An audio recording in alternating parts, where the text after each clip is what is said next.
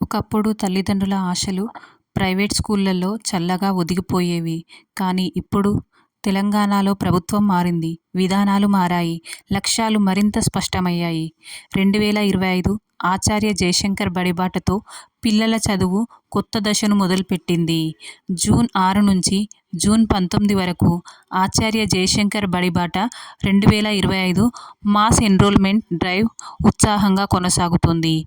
ఈసారి కొత్త ప్రభుత్వం కొత్త కార్యాచరణతో మరింత బలంగా ముందుకు వెళ్తోంది. కలెక్టర్లు, మంత్రులు స్కూల్ సందర్శిస్తున్నారు. తెలంగాణ రాష్ట్ర విద్యాశాఖ మంత్రి పొన్నం ప్రభాకర్ స్వయంగా పలు జిల్లాల్లో పర్యటిస్తూ తెలిపారు.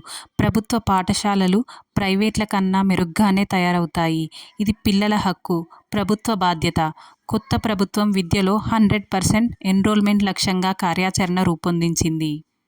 2024లో 1.57 లక్షల అడ్మిషన్లు జరిగాయి. 2025లో టార్గెట్ 2 లక్షలు. ఇప్పటి వరకు 1.89 లక్షలు దాటి డ్రాపౌట్ రేటు కేవలం 0.5% ఉంది. ఇదే ప్రభుత్వ బడిబాట విజయ కథ. హైదరాబాద్లోనూ గణనీయమైన పెరుగుదల. జయశంకర్, భూపాల్పల్లి, ములుగు, నారాయణపేట జిల్లాల్లో రూరల్ పుష్ ఫలితాలు ఆశాజనకంగా ఉన్నాయి. విద్యలో నాణ్యత కోసం ప్రభుత్వం భారీ వ్యయంతో కొత్త సదుపాయాలు అందిస్తుంది.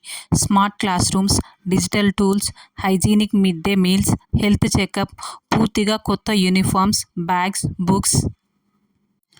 ప్రతి పిల్లవాడికి ఉచితంగా ఉత్తమ విద్యను అందించడం కొత్తగా తెలంగాణ లక్ష్యం అని పొన్నం ప్రభాకర్ రెడ్డి గారు స్పష్టం చేశారు. ఇకపై బడిబాట సీజన్ కాకుండా సిస్టంగా అమలవుతుంది.